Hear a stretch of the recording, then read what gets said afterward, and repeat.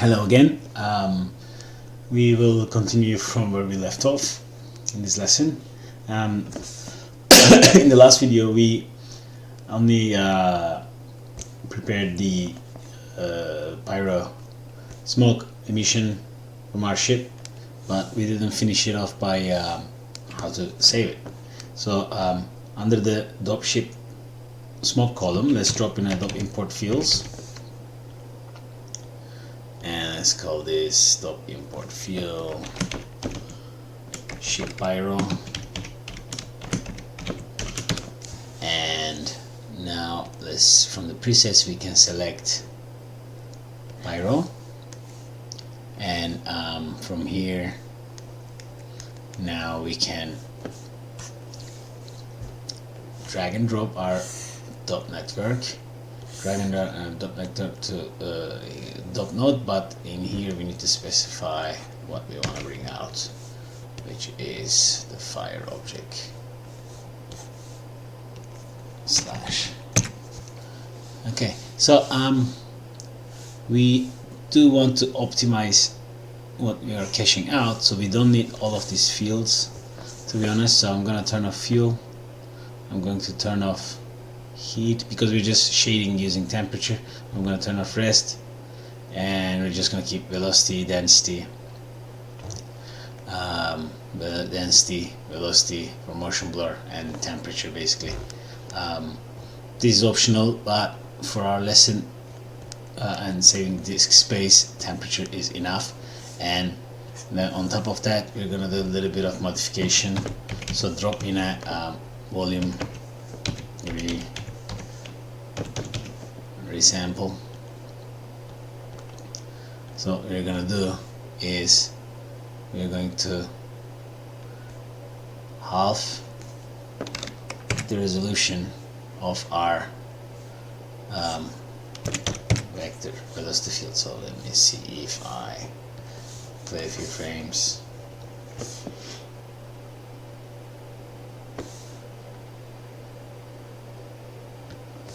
And then stop, and then we can compare the file size differences now. So this is the raw information coming up from the .NET, 134 megabytes for this tiny box, and now it's 42 megabytes for velocity, being half the resolution. Well, yes, we are going to lose some extra detail that we may have preferred to keep, but we are going to save some space by compromising from the motion blur detail, let's say. And the other thing we can now do is to compress, volume compress, left here, and then we're going to create a mask. So let's go up to volume blur here. So we're gonna create it slightly bigger, let's say 2 voxels, average, and number of passes 1. But it's gonna create a little blurred out version. I think you can probably see it here, and then so this just gives a little bit of a bigger area. And now what we're gonna do is we're going to hook up the volume compress. So we're going to use this as a mask basically to prune the velocities where there is no density, with a little bit of a fall off. So in the volume compress we can say I want to prune the velocity field, and update compression settings, use 16 float, and use the density coming from the right side as my mask. And then let's put a minimum print limit or so, and now we shade off a little bit, but this is gonna get bigger as the volume gets bigger as well. And then the next thing we can do is that attribute delete. There's some super tiny bit of extra information that is coming from here which we are not interested at the moment. So this way we only have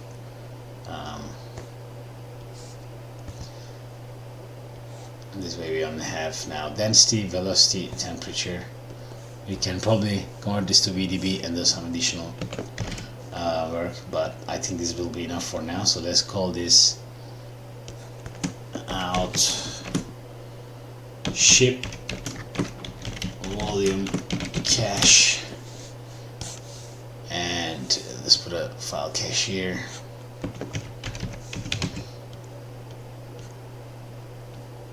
Okay, and let's call it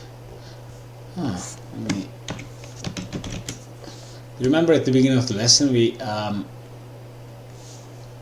created a folder for caching. We create environment variables for caching, creating shortcuts by writing variables in the environment file. So this is how I can use that as well. If I go to caches, then I can possibly say, because this is a big cache, well, because I'm running my software and HIP files from an SSD, which is limited to 1 terabyte, and so I don't want to fill it up with caches. I don't need to play back these caches real time, so I usually cache my bigger files on my spin drives, normal regular old school hard disks, and this way I don't run out of space. The hard disks are cheaper obviously, so I can say tutorial caches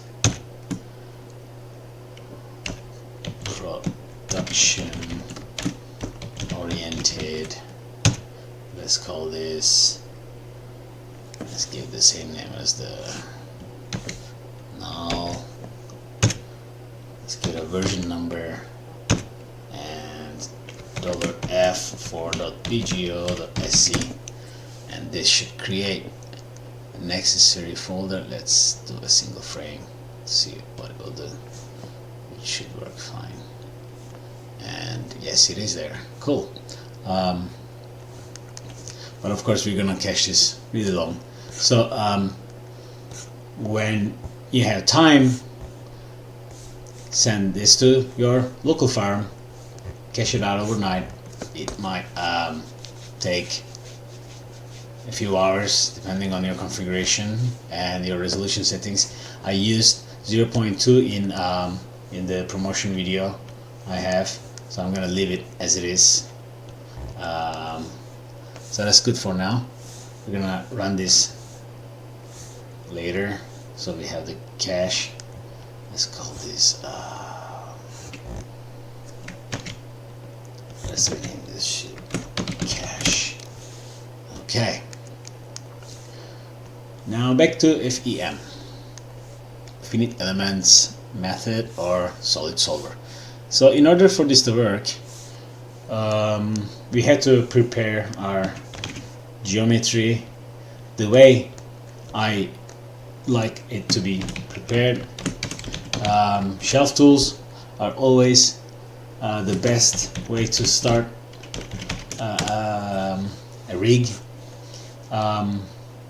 If you really don't know, if you really know what you're doing, you can start like the way I do as well, but pretty much I always also run into obstacles, and then in a fresh clean Houdini scene I use the shelf tools again to see if I made a mistake with any kind of connection. So create a geometry node called base crash simulation, and so now let's start with our settlement. So we're gonna create an object merge. We're gonna bring in the chimney that we define as to simulate. Let's lock this. Let's go to the settlement, and we, yeah, this guy. which we did a long time ago.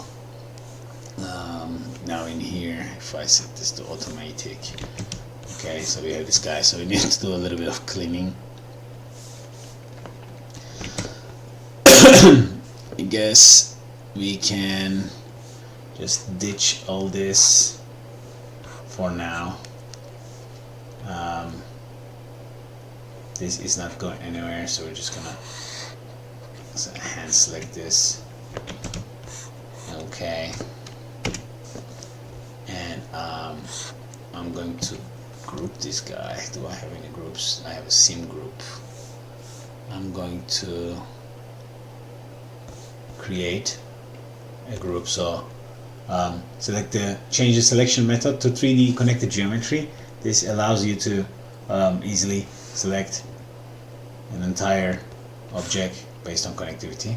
So select your object, hit tab, go group, and let's name this base tower. Base tower.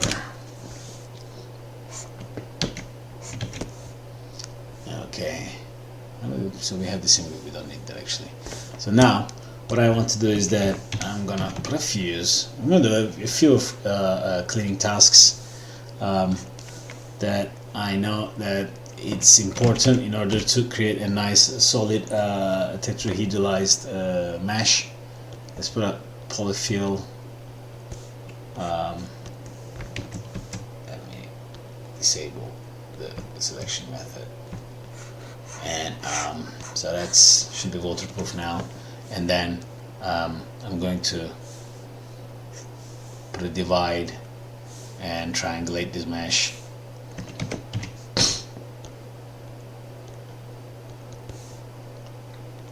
Okay, and then I'm going to put a Boolean sub. Boolean.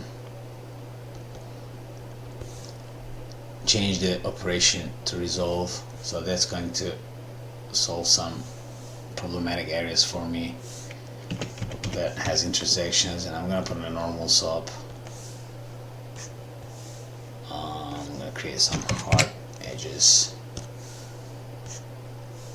Okay, and so this part in different scenarios may not be necessary, but for this model that we're using, it is.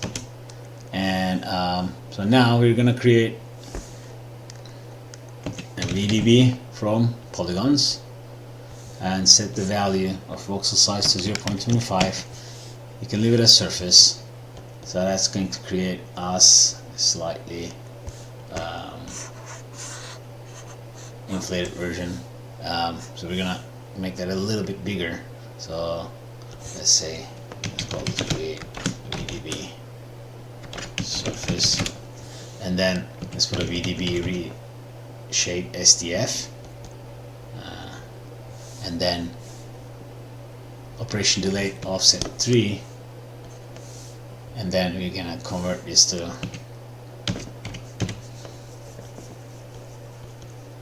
polygon, and then I'm going to remesh this. So let's put a remesh. Change the target edge length to 1, iterations to 2, and hook it up and just wait a little bit, and now we have a cage. So so that's how the solid solder works. We need to create a cage that is going to be driving our simulation. So the thing is, you want to be as close as possible to the render mesh, because initially this will be what colliding. So I'm not paying much attention to the accuracy here, and because our scenes are very dynamic, if I had a close-up slow-mo shot like that, I would probably make this much more accurate, but I don't. So now we still don't have any tats at this stage, so I need to create tetrahedralize, and by default settings basically is fine for now. So if you hook that up, you're gonna get 48,000 TETs, and well, my other scene I have 32,000 TETs, so maybe some value is different, or it's just because this is we're making this in 16.5, so maybe something's changed. Doesn't matter. So now if you want to visualize TETs, you can, if you go into wireframe mode, you can see that they're here, but they're hidden primitives, so that you cannot actually see if you visualize it during the if your smooth shaded or flat wire shaded selection is on. But what you can do is that if you put a clip swap, then you will see that we have a full object, which is pretty cool. You can use this tetrahedralization in any kind of disintegration effect if you want to keep your object full or whatever. Okay, so after tetrahedralize, let's drop in a solid fracture. Solid fracture, change part scale. Okay, part scale is fine. Visualize scale. Okay, so this is what this does, is that it's going to define, it's going to create areas where individual colors are going to break from their neighboring separate colors. And the way this works is that the tool itself creates an integer called fracture part and gives it a random number, which means that we can completely customize this and do something different, or create our own pattern somehow. So now what I'm going to do is that I am going to select this base area by hand, something like that, and I'm going to create hit tab group. I'm going to create a group called base lock. This is for me to be able to create constraints or give some different settings for this area, which I'm going to show now what I'm going to use it for. Let's give it a proper name and drop in an attribute wrangle. And now I want this code to run on base lock, and I'm going to say I and fracture part equals 10. Why 10? Because here 10 doesn't exist, but now somewhere here, well, okay, we need to change it to the primitives as well. So now I have 10, and if I put a color swap or visualization,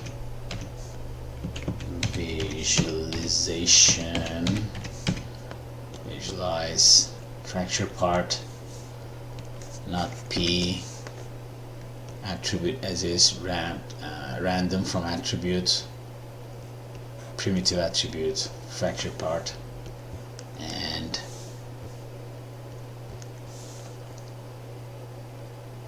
this part should have been different color. Okay, let me double check. This is selected.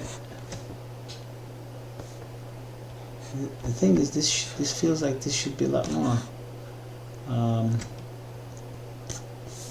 interesting.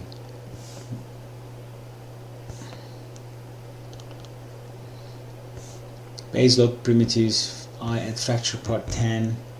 It's only this much. It should be a lot more. It is a lot more. It's just not sorted properly. Oh, there you go. I just need to refresh.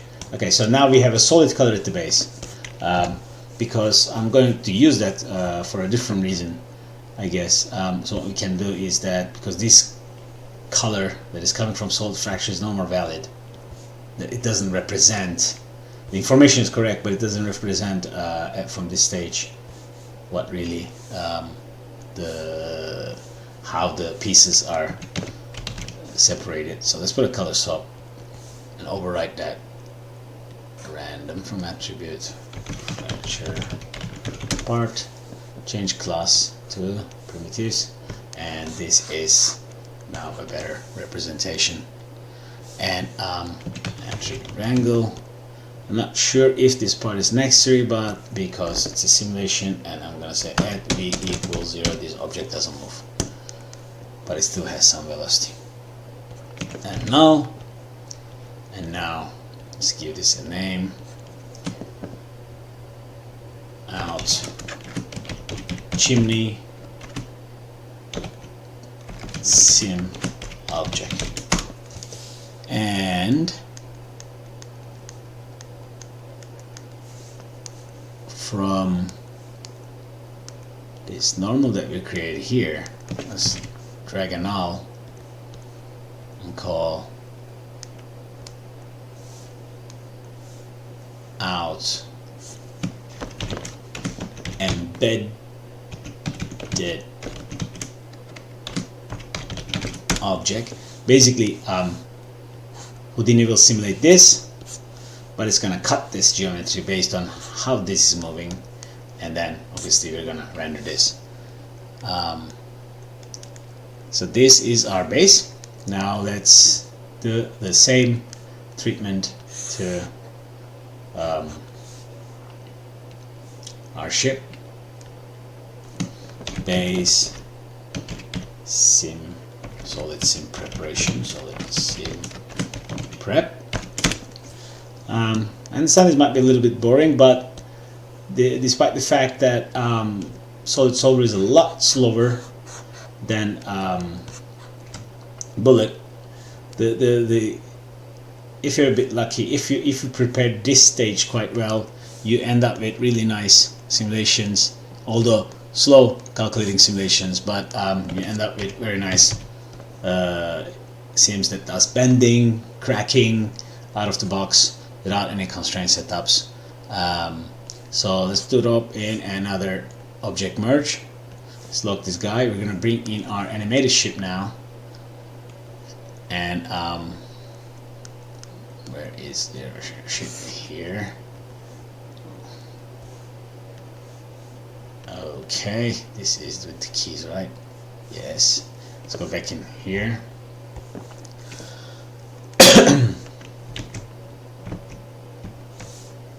So I just want to double check something, because this needs to be, I think, we don't want the animated one. We want the animated one, but we're gonna apply the animation later. We want the one at the origin. So animated ship, why is it? Well, we have the keys. Now I think if you just change it to none, it should go to, yeah, that should do. That will do the trick. Okay, so now we're gonna follow similar steps. We're gonna create a VDB from polygons, set it to 0.25, hook it up. Hopefully it's going to do the trick. Seems to be. Let's put a VDB, reshape, SDF, hook it up, do a little bit delayed. I used 1.5. Okay. So not necessarily what you see here represents the data itself. As you can see, when I expand it, it kind of gets, it says that, hey, I do know that there's something here. It's just that in previous step I wasn't showing it to you, which is, I guess, annoying, but that will do the job. So drop in a convert again, default settings. Let's drop in a remesh again. It is very important to prepare a good mesh that is going to give a good result, non-exploding tats. Change the fixed length to 0.5. Let's hook this up here, and this is gonna take a few seconds to calculate. And now let's put in a solid embed. So this guy kind of, well, let's just read. It kind of fills up the object as well. So what does this do? Create a simple tetrahedral mesh that covers the connected mesh. The solid embed SOP creates a simplified TET mesh that covers the input mesh. This simplified mesh can be used with solid object and embedded finite element simulation. When the source mesh consists of highly detailed random geometry, it's much more efficient to simulate and simplify TET mesh created by solid embed instead of original source mesh. Okay, that's what we want. So change the max TET scale to 0.2, and this goes in there. And now let's wait a little bit.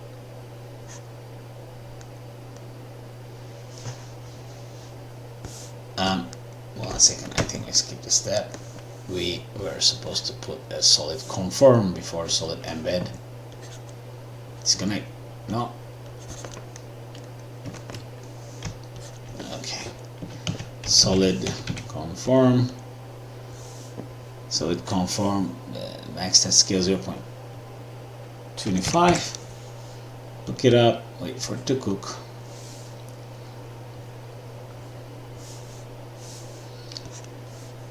For it to cook. It's cooking.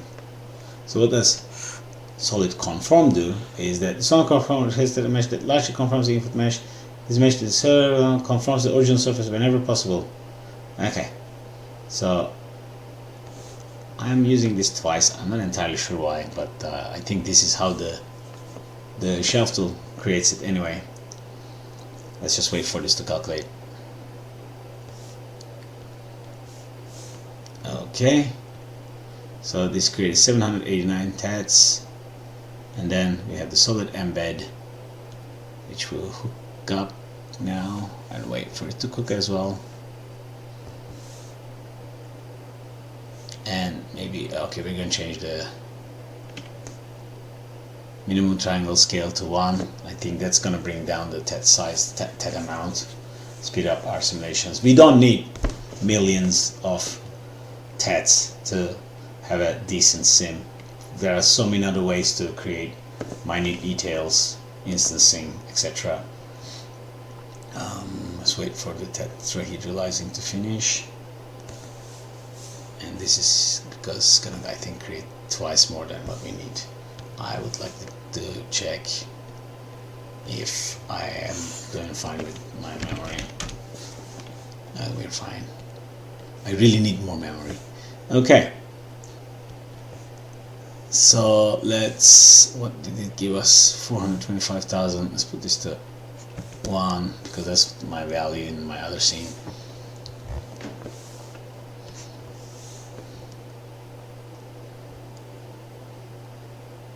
Waiting for it to cook again.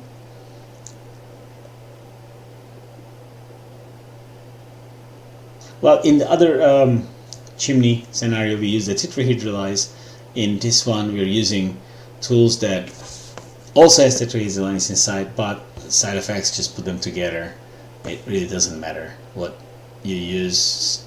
The output, the result could be same, depends on how you use this. Okay, let's put a solid fracture now. So solid, the solver will have access to individual pieces. You will know where to tear it from, and if you don't put anything, every TET will have opportunity to separate from itself. But we want to keep some pieces intact. We don't want to break everything to a lot of pieces.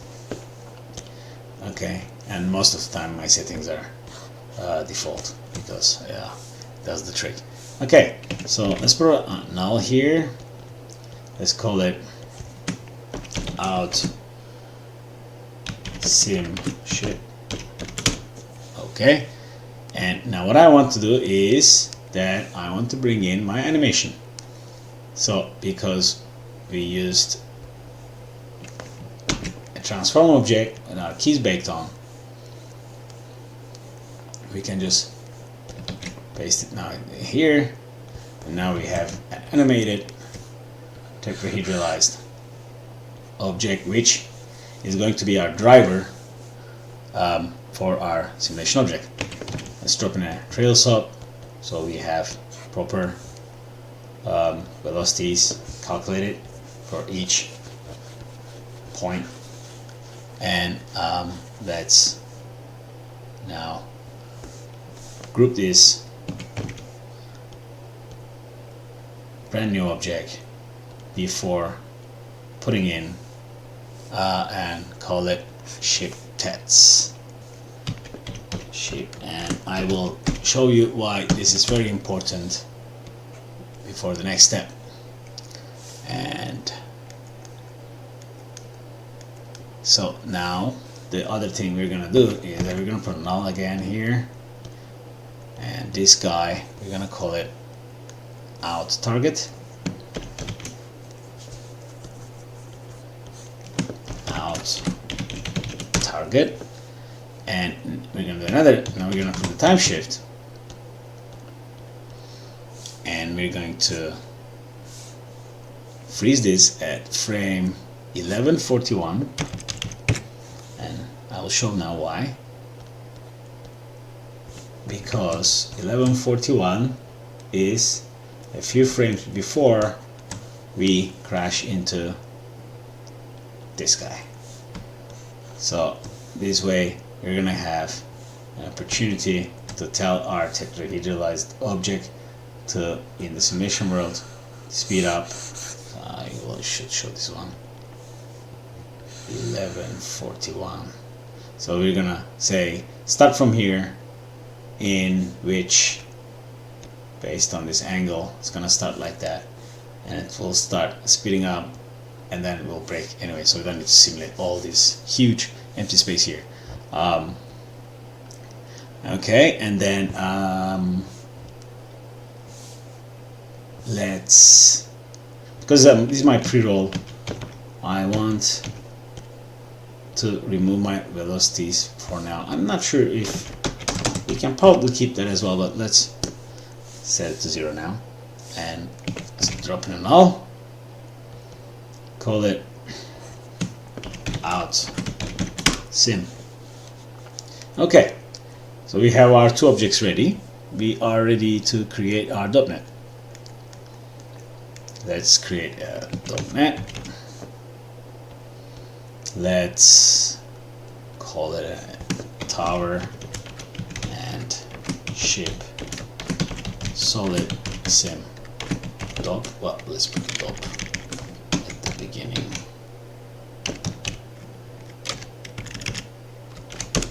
Okay, so let's dive inside. Well, actually, let's change the start frame to 1141. Scale time 1. All this is default. The caching is default. Okay, so let's go inside. Actually, let's give this network box as well. What did we call the other one? Base solid sim prep ship solid sim prep, and let's give them different colors maybe, because this is the base. Let's give this gray, brown. This is the ship. Let's give it blue. Okay, and this guy are null, so they're gonna have black color. This one as well, and this one as well, because it is connected. And then let's go inside the .NET. So we need two solid objects, one for ship,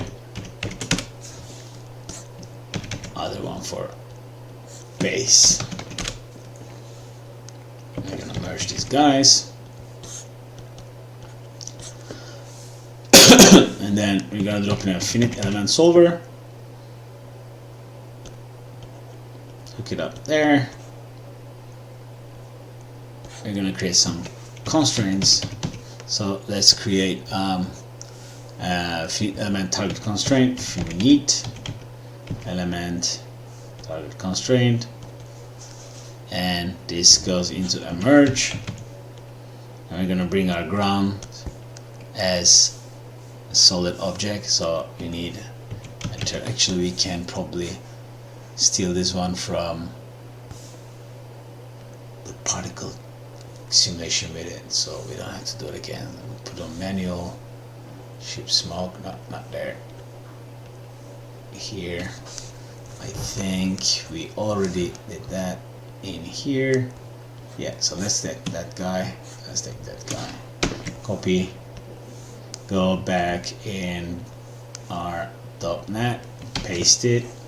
So this goes in there. This goes in there. But we need to again put the static solver on the left side, and the configuration is set to this time mutual collide relationship, and then on the terrain hills we're going to I think we just leave everything default in this scenario, but our bounce is correct, our bullet data is correct. I think that's all good. Alright, so actually we can double check that by turning on the flag here and going auto. We expect to see the ground with this frame, and if we don't, then it's not working. Well, it seems like it's not working, so let's, well, it is here. Oh, okay, so this is gonna require a new one because this was just for the particles, so we need to shift that, right? Okay, let's do that, because now our collision area is completely different. If we are gonna do the exact same thing in a different way, I think this one, yeah, this was for the left side, and now we're gonna do it for the further down the road. And so for that, I think I'm going to duplicate all this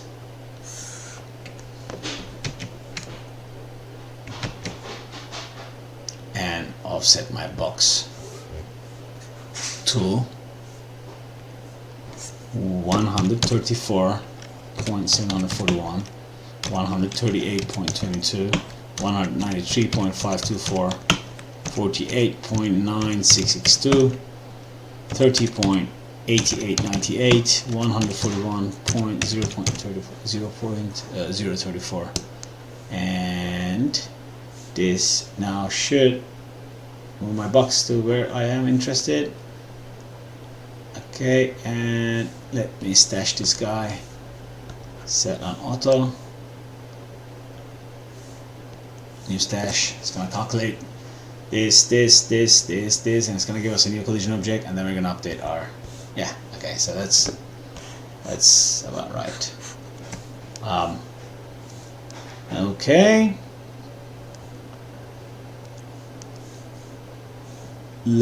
so that's VDB1. If we rename our object in this .NET, everything should be correct. Attribute create 1, that should be VDB1, and this guy here is attribute create 2, so that comes here 2, and I think in here also we need to update our RDB path, because that's not correct. So let's hook that up. How does that work? OBJ mountain tip RBD, and then it goes into .NET, and then the object name, but I'm just gonna double check. And that goes in .NET. Where's the .NET? Yeah, so we're gonna do the same thing.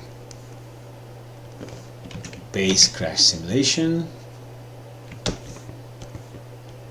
Find the .NET. Up. And inside is called terrain hills low anyway, which is correct. So if I put it back on auto, I should have my correct collision mesh in the correct place. Okay, cool. So let's go back to our ship now and define its parameters.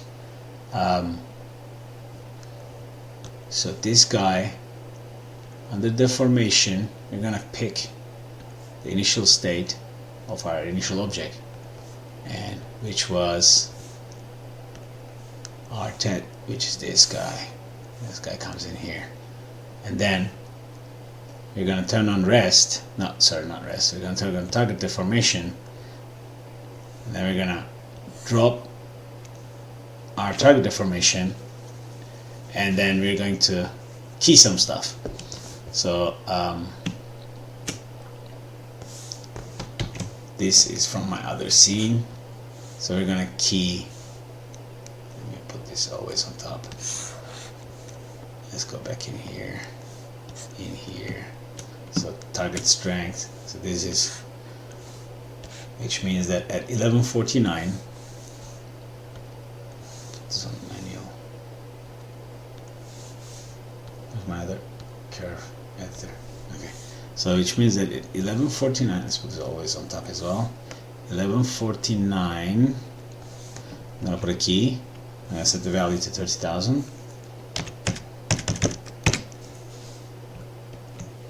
Okay, and then I'm going to put another key at 11:50. 0, which means until this frame I have a very strong target influence, and then one frame it's kind of off. This is probably I just let go to hit, so the simulation kind of takes over from the animation, and we're gonna have this embedded geometry plugged into out high res, which we should define here as well. So we can actually go from here this time. Let's drag in a null and call this. We need to copy the animation keys there as well, so it's at the good place, at the good frame. And then we drop in a time shift again, and we set that to the 11:41, which is our start frame. 11:41, and let's call this out high res. Out high res. Okay, and let's plug that into embedded geo, and then let's go back inside here. Now we gotta do the base, which is pretty much the same settings almost. Oh well, actually let's double check that our settings are similar, because we need to define strength. So initially I went for cork, which doesn't make much sense, but then stiffness I put to 50,000, damping ratio 1, mass density I put to 2000, shape stiffness 100, and I put the friction to 0.5, and then deformation as it is, collision. I turn on collide within components. I went in the fracture. I enabled fracturing. My threshold is set to 5.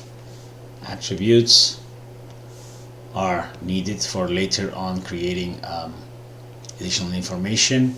We can create more, but this is what I need for now. And now we go to base, and base is again set to cork as well. This time 1 million stiffness, 240, 40, stiffness 20, friction is default. We're gonna come back to deformation, collision as it is, fracturing, enable fracturing, threshold set to 30, attributes, these guys turned on, and now in deformation we can bring in our simulation mesh and high-res mesh. If we lock this guy here, so we're gonna bring in here, we're gonna bring in here. This guy doesn't need a target geo because it doesn't move, and so this guy goes to out. How can we do this one? Let's bring this guy here. Well, I think we're gonna need to do another step.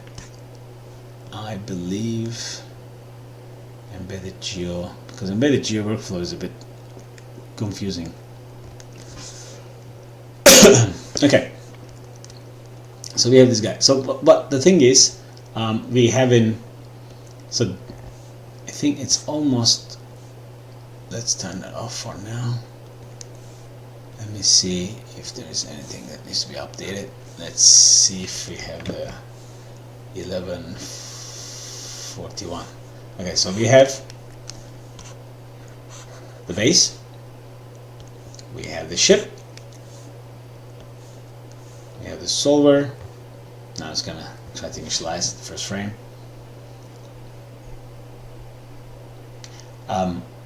Because we have the high-res geometry plugged in already for the embedded section, usually the first frame initialization takes a while. So what I do is that, actually we have to wait now.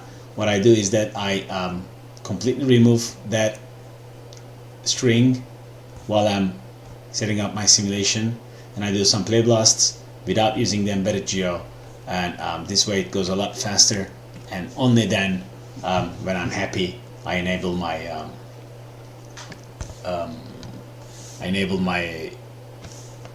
embedded geo. Oh my, it's taking a while to send it to cache it overnight. So now what we need to do is that we're going to create our DOP imports to fetch the information out of this .NET. It's done. Okay, I'm going to put this back on manual. What I'm going to do is that I'm going to put a post-it here and then cut this guy, paste this guy, turn this off. Exact same thing. So I think now if I put this back on auto, it should take a lot faster to initialize. Oh, there you go. And so target constraint, we need to update the target constraint as well because we put it there, and I'm going to show you why now. So I want to constrain so the whole thing doesn't fly away when this thing hits. So basically it means we need to tell that this part is in the ground. Simulation needs to know somehow this is pinned, and this is what we're going to create. So switch to hard constraints, and wait, okay, let's put this on manual so it's a bit faster. So remember we create a group called base lock, and I want to constrain base. So this way it should automatically create constraints here based on point group. If we increase the radius, you can see, so nothing there will move, and that's what I want, because otherwise this whole thing will start moving around. So we created pin constraints without hand selection. This is kind of like the proper way to do it. Okay, so I don't need to see the guides. We need to put a gravity force, and then now let's set up how to bring this information out from this .NET. Again, we're going to create, after our embedded objects, basically we're going to create a DOP import. DOP import, this goes here. It doesn't really need to go there, but I put it there so we can see the where is it coming from. And this guy here, and then this is the string. I think we can just say base, because that's coming from the shelf, but this should do, I believe. You'll check. Import style, please change it to fetch geometry from DOP network. Import by name, use DOP object name. So this needs to be named as embedded geometry, because we want to fetch this geometry out. There's a geometry which is the simulation itself, and there's the embedded geometry which is what the solver will chop into. Okay, so let's call this .import base high res, .import base high res. I'm gonna copy paste this, plug it in here. I'm gonna call this, now this is not base, this is ship. And where is it? Object mask is now ship. Every other setting is same. And the other thing now we're gonna do is, because we're gonna cache this together, later on we wanna be able to separate them, we're gonna call this guy ship sim on points. Ship sim, and then copy paste this guy, plug this here, call it base sim.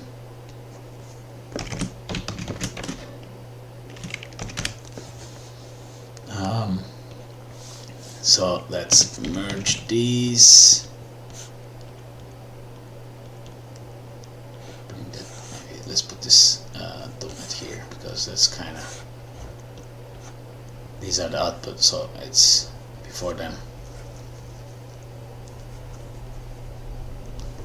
Okay, and let's put a null. Let's say out solid sim. Let's put a file cache. Let's call it solid sim cache, and let's get that other path. Actually, let's just copy this guy here. Okay, and let's just do it like that. Ship solid sim cache, and out ship like that, like that, like that. Let's say total kit production related ship. Let's call this solid sim cache. Solid sim cache. Okay, so that's done. We need to change, obviously, start frame from 1141 to 1300, and I think that's it. So I'm gonna save this now. These will not return any inputs at the moment because we haven't set .imports to bring anything low res geo. So what we can do, and we didn't put the embedded parts anyway, so let's put this on auto. Okay, and have we skipped anything? I don't think so.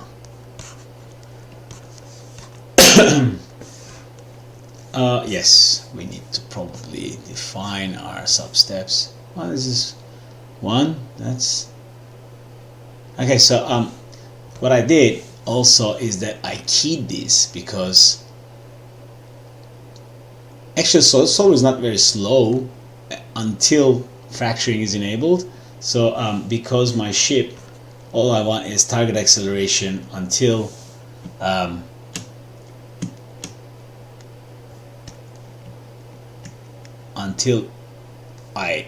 ship hits the chimney. So we're gonna animate these settings. Basically, let's say 1141. Oh no, okay, let's do that on manual.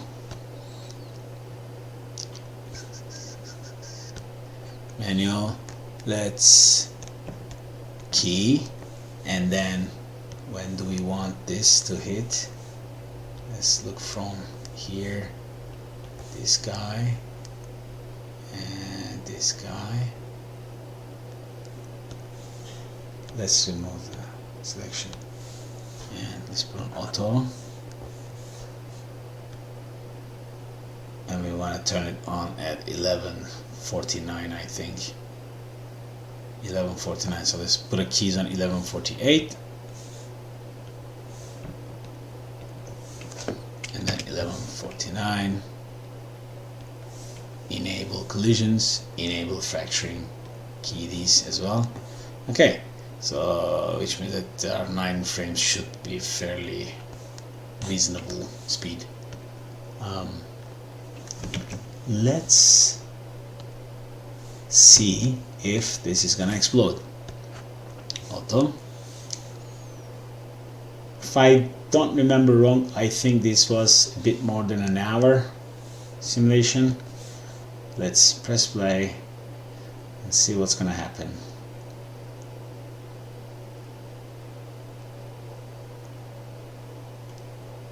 Okay. I don't see the ship. Oh, it's moving. Really fast, no? Okay, so what I'm gonna do now is probably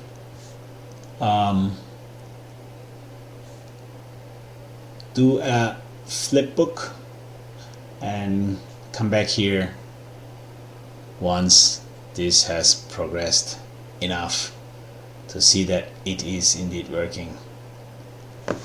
Okay, let's stop the recording.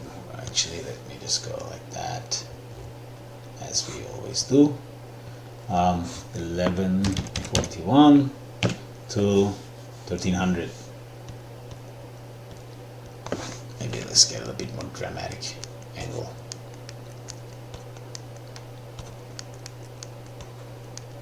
Okay, we have fracturing and everything turned on, attributes, everything seems legit.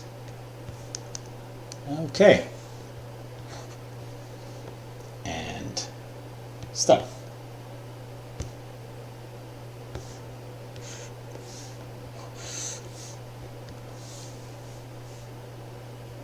Okay, so I did a few frames of the playlist, and I also changed my activation frame to 11:52, and as we can see, everything is getting broken, so we probably could go a bit stronger, but I'm not going to change the settings now. And then as you can see, everything is breaking, but then in the last frame I noticed there's one tetrahedral going crazy, and we'll probably solve that by increasing substeps incrementally. So now this part is working. So what we're gonna do now is that we need to make sure that the embedded geometry part is also working. So in order to see that, what we need is to visualize this guy here, but then we need to activate our embedded parts. So I'm going to go manual here, take this guy, put this guy back in here, and then do the same for the base. This is my base. Oh, where did it go? Yeah, okay, need to lock it. Yeah, go back. No, go forward. Lock this guy. Go back. I'll embed it into embedded. I think that should do the trick. So if we visualize this, go auto. Now it's gonna take probably a minute or so for the first frame. And then here we should see the high-res version of this, and here we should see the high-res version of our ship. And then we do a 1-2 frame. If everything is moving, we cache it out. And then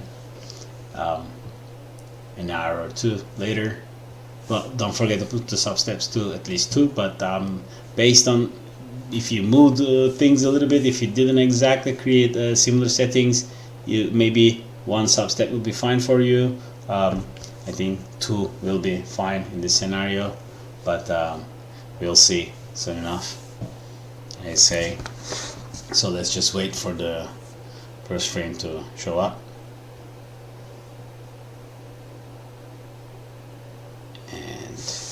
it's because calculating both of them.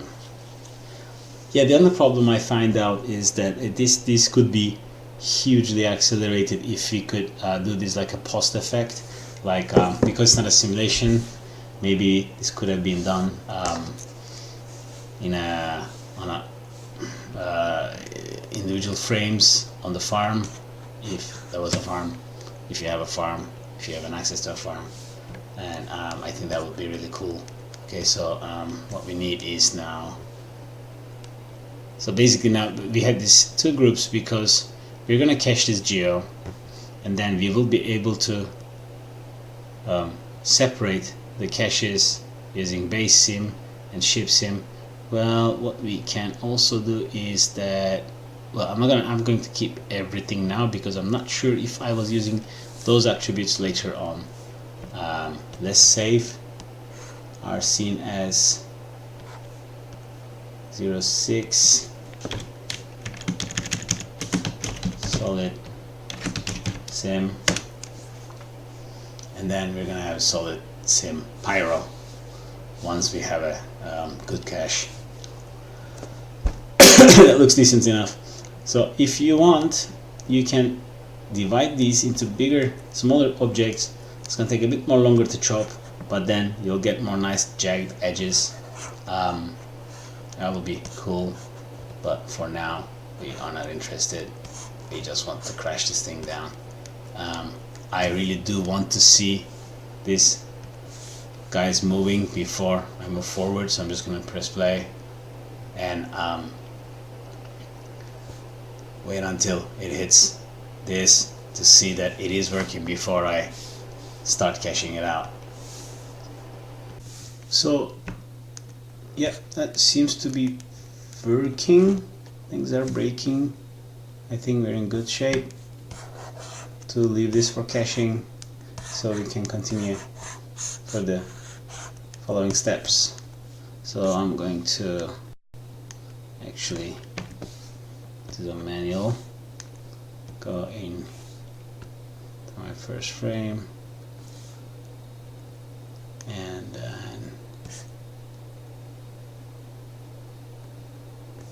we have some errors. Let me just double check this. No, I think it's because we scrubbed. I think it's fine. Let's just wait anyway to see.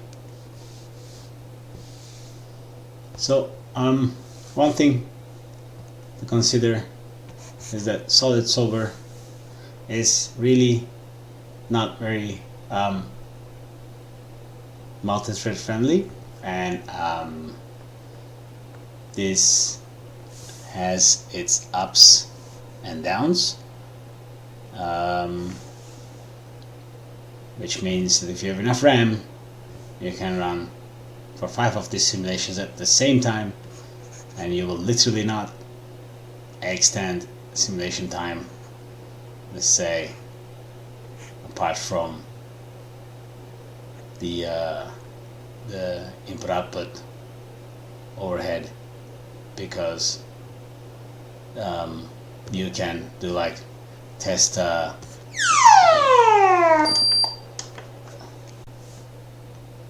this seems fine, so I'm going to cache this out. Let's put this on manual. Let's put the sub-steps to at least 2, maybe 4 even. I'm not sure. Actually, I'm gonna go 4. It's gonna be a long cache. Slow, but cool. And then I'm just gonna save our scene, clean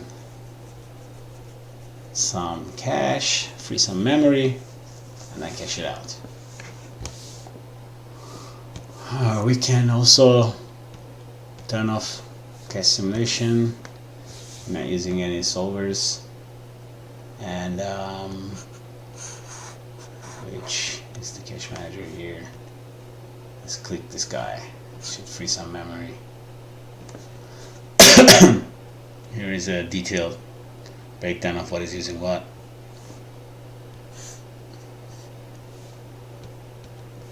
And sometimes when you click more, you manage to bring it down more. I think I can show one other cool thing while we are at it, that if you have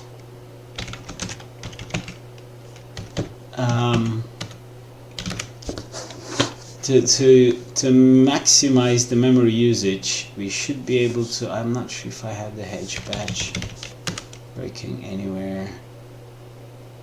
I guess my memory was not set appropriately, but H batch, no, it should be H batch. H batch, yeah, okay. So what we can do is that this is another way. Sometimes I do my caches. If you want to minimize the overhead, what you can do is that you can launch a command line Houdini, which I'll show you now. Here, so we can say, I think, batch path to the file. That should work. This should launch a Houdini. Okay, and then this is going to be, we will be staring in to the scene. So we're gonna go, if you go to object level, you're gonna see the same names like base crash simulation, base crash simulation. So we can go into base crash simulation list. So I want to run solid sim cache, so I can go in. It's just like a file structure, and then I can just go in here, and then there is a render up here.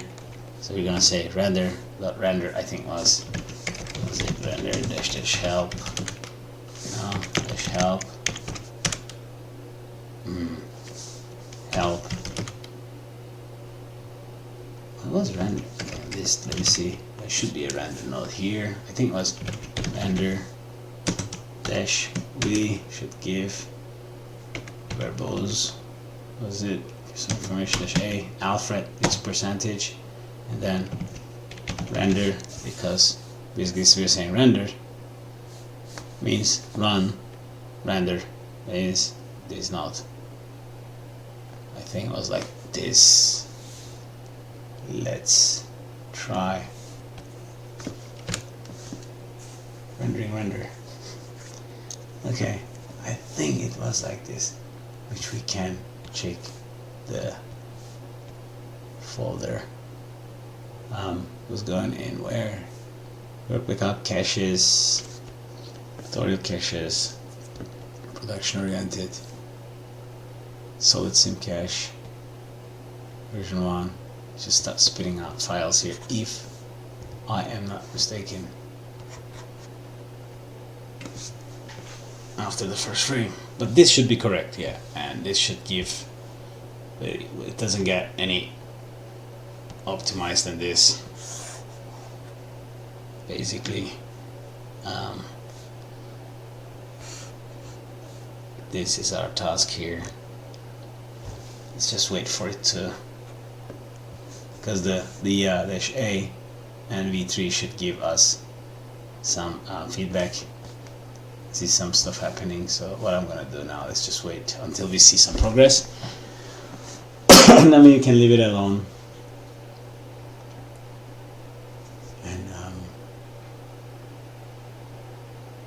And then we can come back and do a play blast from the cached file.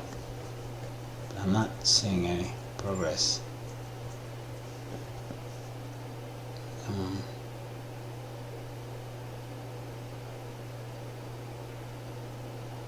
Okay, I'm going to pause the video and then come back to it as soon as I figure this out.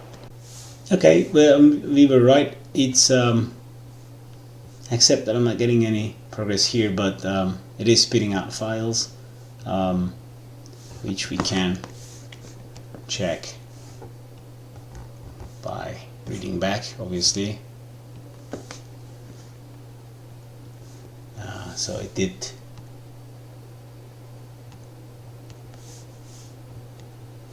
to 11:41 to 43.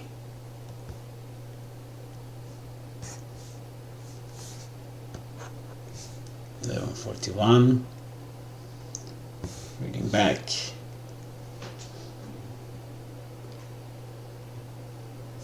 To 43.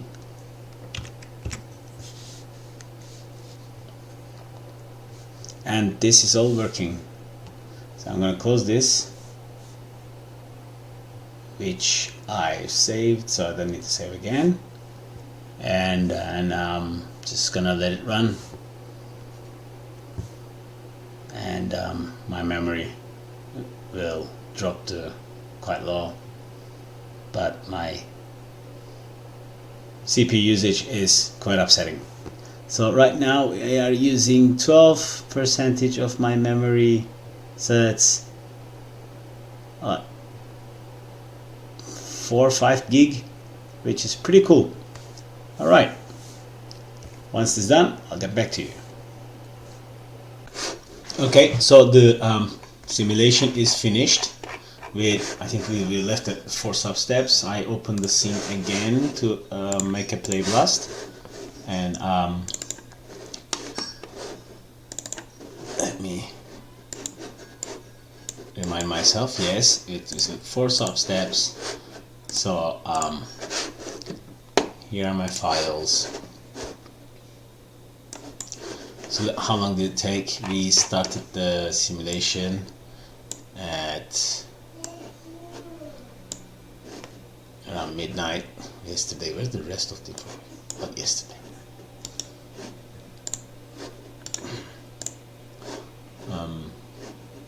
Okay, let's say around midnight, 11:56, and the simulation finished at 4:10.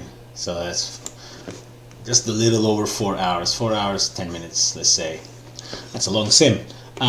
So actually it's 2 minutes per frame, and if you haven't already saw that there is another tool that you can visualize BGO files without opening Houdini, is that if you right click and there's a project viewer that you need to obviously assign with OpenMid. It's under the bin folder in Windows and Linux, and then if you this way you can just let's say I want to check frame 12:03, and then open it with the Houdini project viewer, which is just an object viewer Gplay basically.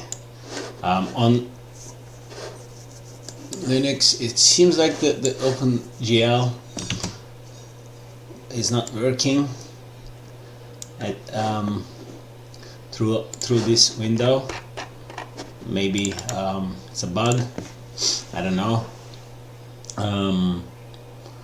but I did already make a flipbook as well. Let's focus here.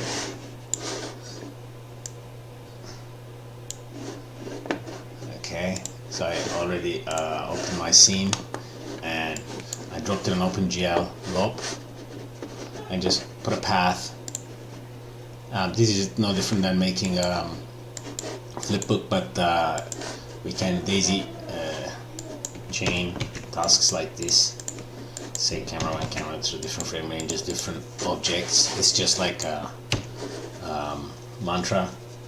And then so we can have a look now. This went into project files, tutorial project, production oriented, render, flipbook, shot 5. One thing I advise is a frame viewer called DGV View. You can go to their website. This is a free player. It's very handy, very fast, very small. There's a Windows and Linux versions as well. It's a really neat one.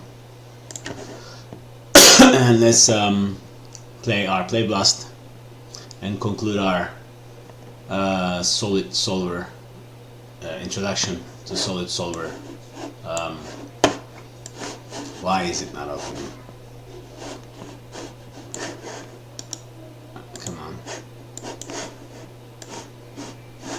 Something is broken. Alright, let's play it through and play.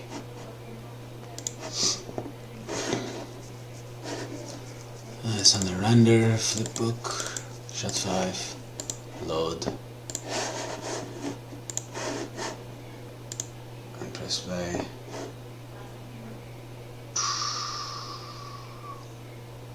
And then the spaceship crashes into the ground.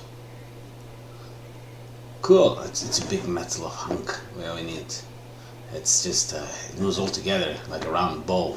Well, I guess we can play with the settings, make this more stick spread, or leave as it is. It's gonna spread now. It's pretty cool. Okay, thank you for watching.